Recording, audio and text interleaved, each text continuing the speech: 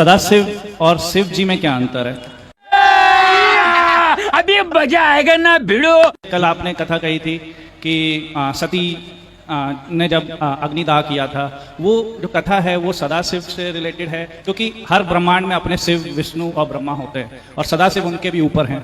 चाहे शिव कहो चाहे सदाशिव कहो, एक ही शिव है। दो शिव का कोई कहीं शास्त्रों में कोई जिक्र नहीं है दो शिवों का। यदि होता तो मैं आपको बता देता। अभी बता है भाई, अभी बता है। ये देखिएगा, ये श्री शिव पुराण सचित्र मोटा टाइप, केवल हिंदी, गीता प्रेस गोरखपुर से प्रकाशित है। इसके कौन है संपादक? हनुमान प्रसाद पोदार।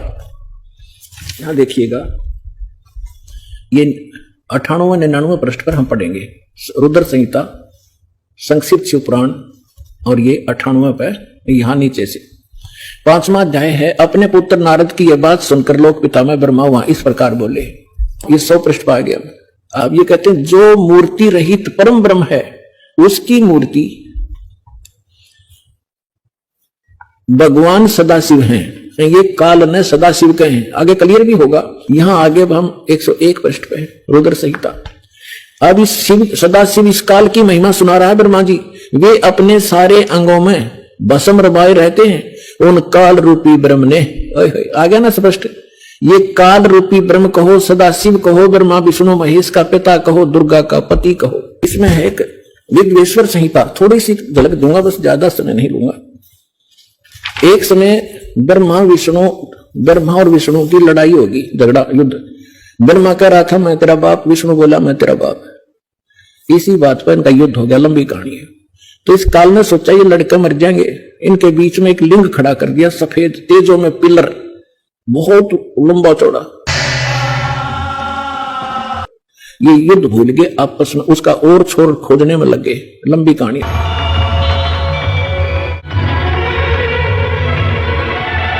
फिर यूं आ गया अपने पुत्र सदाशिव का रूप धारण करके। इसने प्रतिज्ञा कर रखी है मैं अपने यथार्थ रूप में कभी किसी के सामने नहीं आऊंगा। कि उग्र रूप वाले आप कौन हैं? हे पांडव पुत्र, मेरी ओर देखो, मैं समस्त लोगों का नाश करने वाला महाकाल हूं। ये जो सीमा रहित विराट रूप तुम देख रहे हो, आज से पहले मैंने किसी को नहीं दिखाया। तो ये किसी को विष्णु रूप में दर्शन देता है, किसी को शिव रूप में, किसी को ब्रह्मा रूप में। तो वहां ये शिव रूप धारण करके आ गया।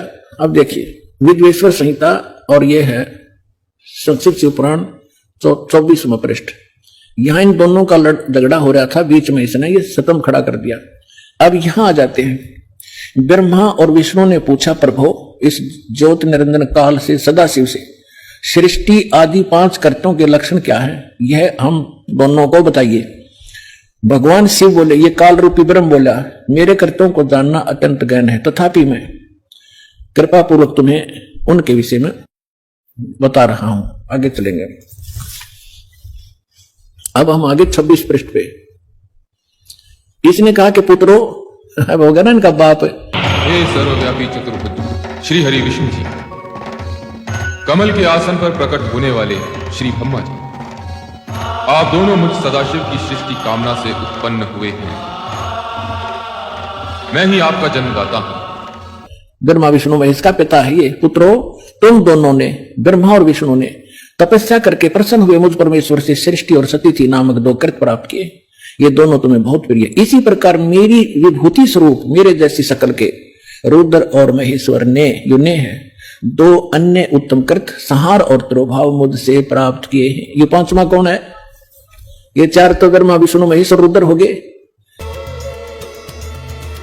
इस महेश का, इसी का एक शकल है रुद्र, और वो 11 रुद्रों का कंट्रोलर है वो रुद्र, वो अलग है।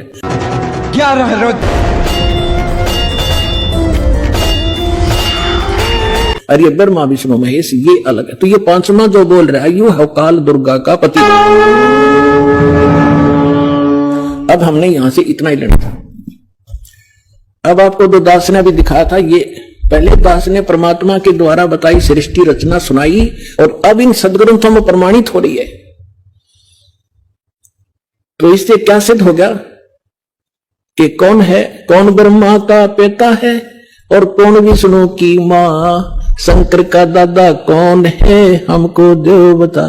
तो इस कथा से आपको सौदा सिद्ध हो जाएगा कि ब्रह्मा विष्णु महेश का पिता और शंकर, इनका दादा कौन है। इनका दादा है कबीर जी, वो सत्य पुरुष जिसने इनके पिता ज्योति निरंजन को जन्म दिया, और उसी से फिर ब्रह्मा विष्णु महेश का जन्म हुआ इस ज्योति निरंजन काल से। तो इनका दादा कौन है?